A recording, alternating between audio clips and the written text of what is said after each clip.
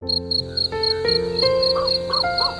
a quiet forest, where the air felt soft and the wind whispered gently through the trees, there lived a big bear named Raga and a small rabbit named Senna. Raga was kind-hearted, but whenever he felt hungry, his thoughts liked to take a little vacation. His stomach often spoke louder than his brain. Senna, on the other hand, was small, quick, and talked like a stream that forgot how to stop flowing. That night, the moon hung round and bright in the sky. Raga sat in front of his wooden house and let out a long sigh. Why? Senna asked, suddenly popping out from behind a bush. I'm hungry, Raga said softly. But you just ate, Senna replied. How long ago? Senna asked. 2 hours ago. Senna gently slapped his forehead.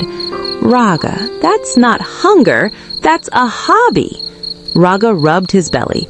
My stomach disagrees. Senna leaned closer and pressed his ear to Raga's belly. Grrr.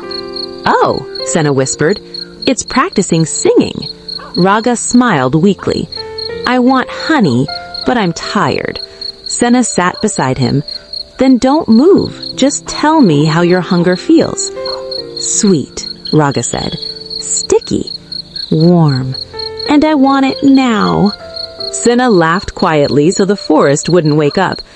You know, the bees are asleep. The bees are asleep? Raga's eyes sparkled.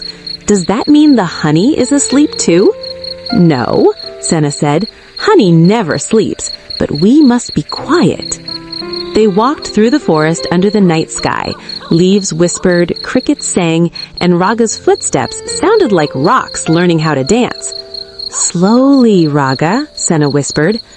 I am slow, Raga whispered, much too loudly. That's not a whisper, Senna said. That's a shy shout. Raga tried again. Like this? Good. You sound like a mountain trying to be polite. When they reached the honey tree, Raga stopped. It's tall, he said. Yes. Are the bees angry? If they wake up, Senna replied. Raga swallowed. I don't want to run again. We won't, Senna said calmly. We'll think.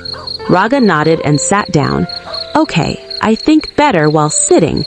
Senna smiled. You know, Raga, not everything needs to be fast. My stomach doesn't agree, Raga replied. But your heart does, Senna said gently.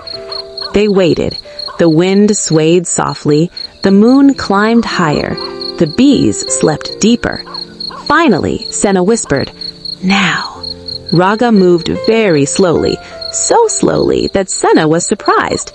What are you doing? Senna asked. I'm imagining I'm a rock, Raga replied. Rocks never rush. They took just a little honey, not much, but enough. Raga tasted it slowly.